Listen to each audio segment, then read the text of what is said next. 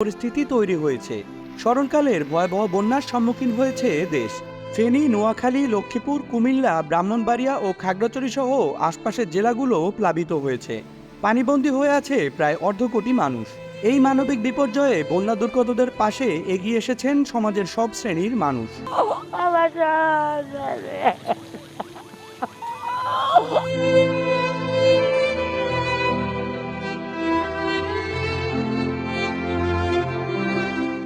পিছিয়ে নেই দেশের তারকারাও। কেউ সশরীরে বন্যার্তদের সহায়তা করছেন, আবার কেউ অর্থ কিংবা ত্রাণ সহায়তায় হাত বাড়িয়ে দিয়েছেন।